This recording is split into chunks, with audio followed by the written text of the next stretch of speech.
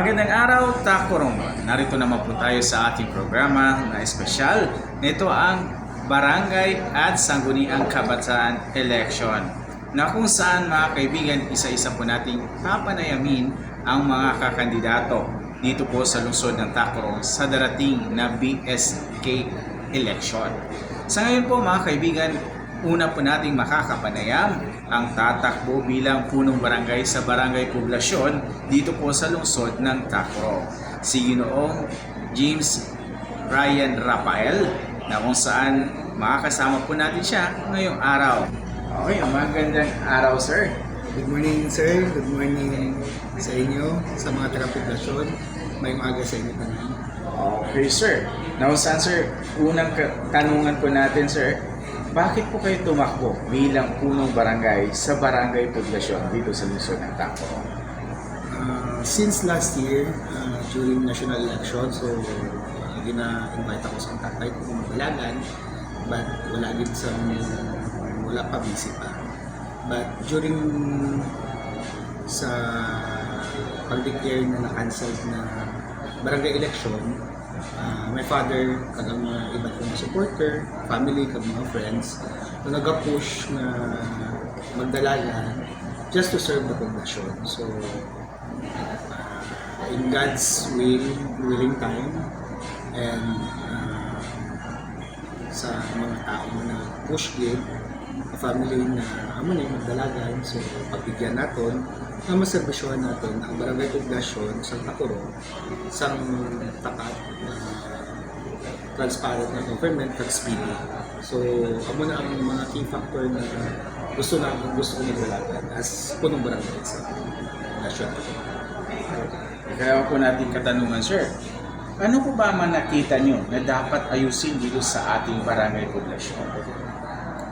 Well, as you could see, kung panahon tagid ang Takurong Poblasyon, sentro ta.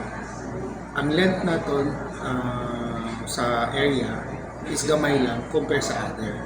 Aside from that, isa kita ka-pride na ang city natin is aragin sa poblasyon. Ang problem lang natin diri, since massive na ang development natin, so as you could see, namakaha, so maintenance natin sa mga dalan natin, sa suga. So hopefully, may mga na-displace ta after pandemic.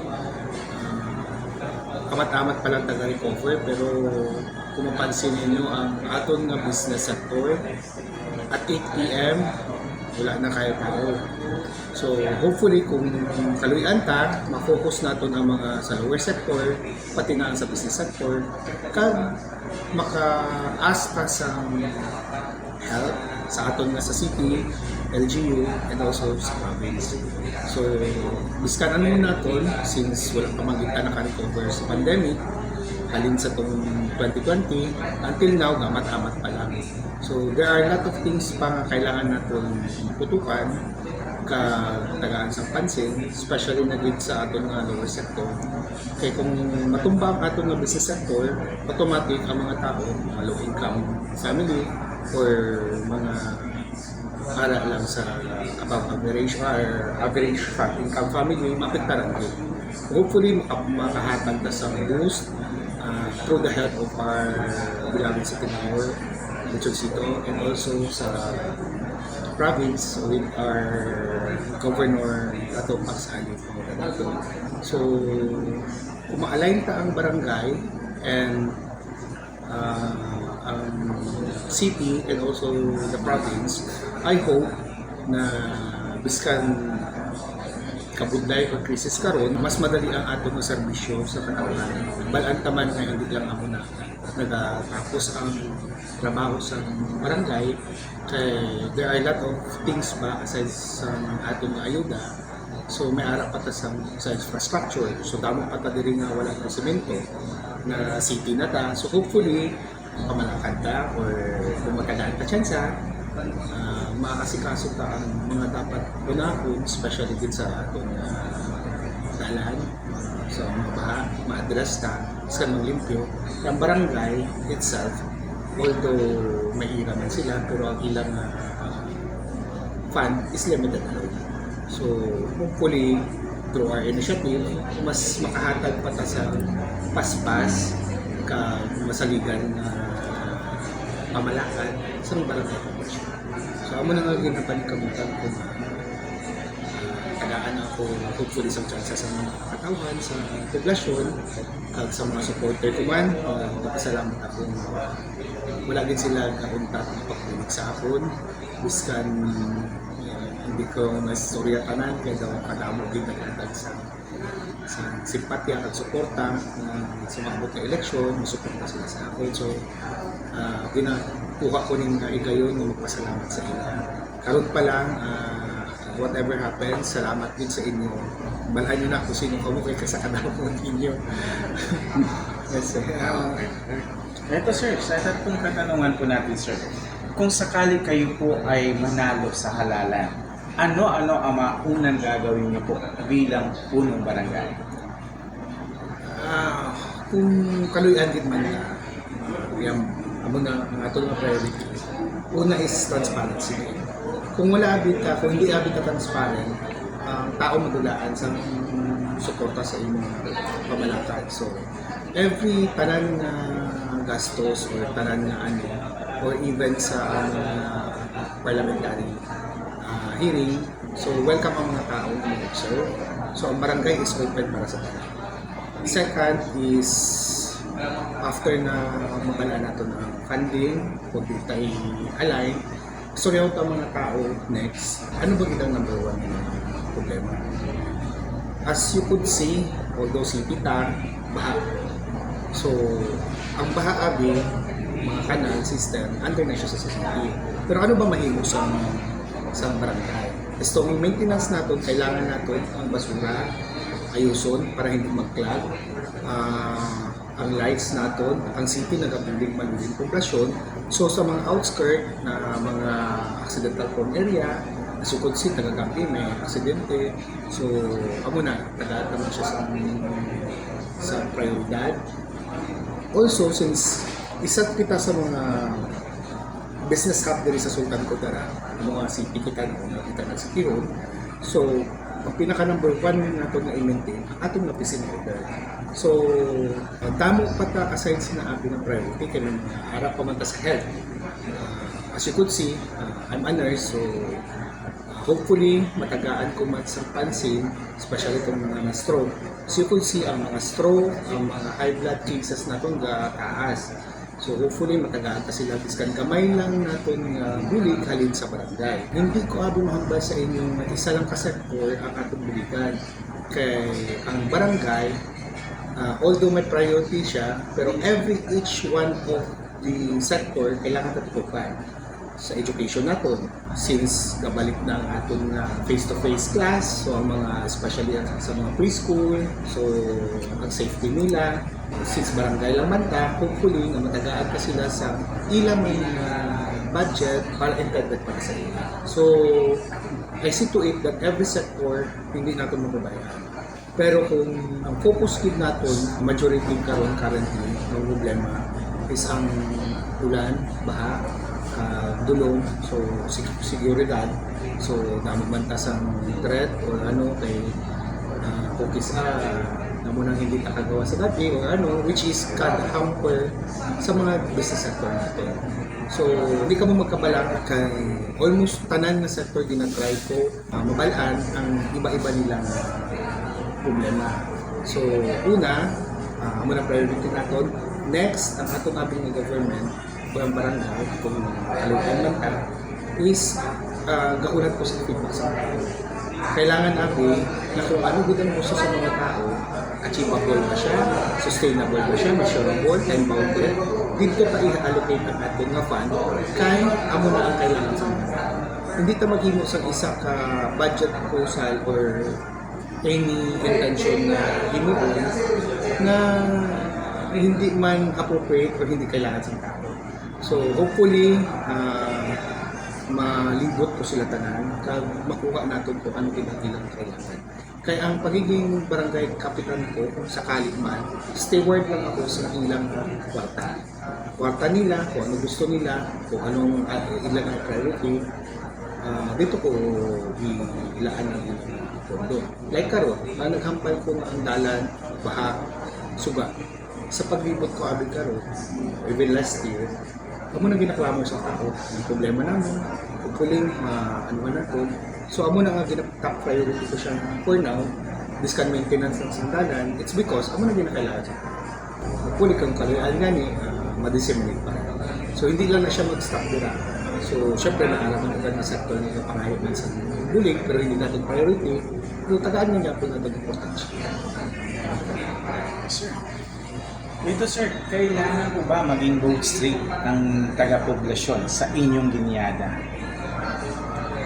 Honestly, sir, kasi kung sa family namin, hindi kasi kami into politics, so nasa business sector kami. So, syempre, I'm not a traditional politician. Sa akin kasi ngayon, ay naghanap ako ng mga kagawan ko na to support my goals, my dreams, and aspiration on how to improve poblasyon. As you could see, sir, ang iba kasi kumukuha na kagawan, it's because their family are mas maraming supporter, mas marami, which is mas appealing to candidates. But for me, ang iba, bakit nilang kinuha? Bakit eto kinuha mo si Salome? For example, malaki man ang pamilya, pero walang financial capability. But for me, sabi ko sa kanila, every individual kasi sa kanila, may sarili-sarili na sila committee by now. Alam na kasi nila kung ano ang ihaharap din nila na problema. Like I just give you an example. John Jensen suspend ni Green, yung pamangkin captain. Hopefully into sports, kasi mas younger siya, mas kilala niya mga kabataan. Infrastructure maybe, depende pa kung ano. Kasi pinag-uusapan namin, kasi nga may mga connection siya within sa family niya na mapadali ang infrastructure. So yan ginaay na namin. So at least mismo siya naka-research na siya kung ano dapat niya gawin, ano pang kailangan niya madata kay Kagawad Brown Hair sa Ball. 3-termer yan siya, then ngayon babalik na sa Kagawad. May idea na siya into environment, so mostly preparation kasi poblasyon tayo, dapat naka-maintain pristine ang condition natin to promote our businesses and also ang city natin, kasi ang city hall natin andito din sa poblasyon. So garbage disposal, yung mga plastic waste para hindi na mag-clog ulit, kasi paulit-ulit kung hindi natin gamutin yung problema, linis lang, pero ang basura andyan pa rin, mag-clog na naman, babaha na naman. So hopefully, kasi barangay, just to alleviate kung ano man ang sufferings natin, and hopefully ma-address yung pagbaha sa Puro, tsaka yung mga pag-maintain ng kalsada. So andyan din si Lolo Sabot. Now, personality niya wise, alam niya na dati na kasi siya within environment. Si Ate Daday is into health. Yung sabi na hindi man yan doktor, hindi man yan nurse. Bakit nasa health? Andyan siya sa health, it's because si Ate Daday hindi mahilig magsalita, pero mahilig maglakad ng papeles. In case na may mga problema ang constituent natin, so siya mismo, alam niya na kung, aside kasi sa barangay, yung sabi ko nga na, i-align ang city and the province. Kasi dapat, pag may lalapit sa'yo, hindi naman lahat na may plan ka, pero dapat ang tao kasi, pagdating nila, eto na lahat ng papers mo, eto ang kailangan, naka-align na para at least man lang, mas malaki-laki ang mabigay. Kasi nga, pera din naman yung government, ibigay sa tao. So, mahilig si Ate Daday maglakad ng mga papilas. So, kaya andyan siya. Kasi Salgado is ito women's. So, anong problema sa women? So, nasa church siya nag-group. Si Ate Jane Salgado. Siyempre, siya tututok sa mga women's welfare kasi nga, malapitan nila, madali kausap. Siyempre, yung iba, may problema sa pamilya. So, andyan, pertaining women's and child, andyan si Ate Jolly. Sino pa ba? Si Orsinado.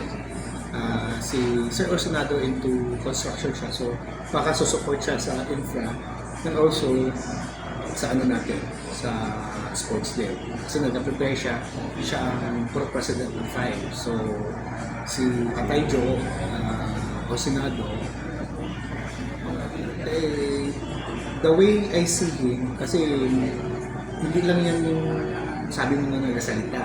So, marunong mag-construction, alam niya ang into, pati magmasod. So, I mean, may knowledge siya pertaining dyan. Di ba kasi yung lahat nagsasalita lang, lahat nagpaplano lang. So, dapat may worker talaga tayo.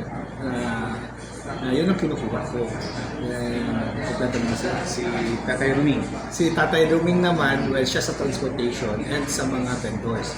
Kasi nga, nasa public market. So, hopefully, we could address the problem of the public market and the transportation. So, you see the pattern. I'm not getting a counselor for the sake of fame or anything. Yung kinuha ko na dapat tutulong sa atin kasi I could not do this alone. Barangay captain should supposed to have their own kagawad. So kaya ako kumuha ng kagawad, whatever the reasons, but for me, yun po ang reason ko, ba't ko sila pila. So if you see the pattern, hopefully sila din ang tutulong sa atin at sila ang tututok sa mga problema. I-dissect natin yung mga problema, then sabay-sabay natin gagawin together with my constituent. Hopefully, I could not answer all of it, but we could suffice or elevate, especially tulong mula sa barangay. So, hopefully, pagbigyan kami lahat. Okay, sir. Huling katanungan na po natin, sir. Bakit si James Ryan Rafael ang dapat iboto sa mga taga-barangay poblasyon? For me, 2 years lang din kasi sir. So, I'm just asking for one chance. So, nasa kanila na yan, sa ila. 2 years lang naman ang term karon. So, sa mga opponent ko naman, they have their own strength. Both of them have their own strength. So, same as I, may sarili ko akong strength. So, just vote kung anong tanaw lang ang pamilya sa inyo. Ako naman, nakita niyo naman ang abilities ko. Hopefully, kilala niyo naman na I know wise voter ang mga taga-poblasyon.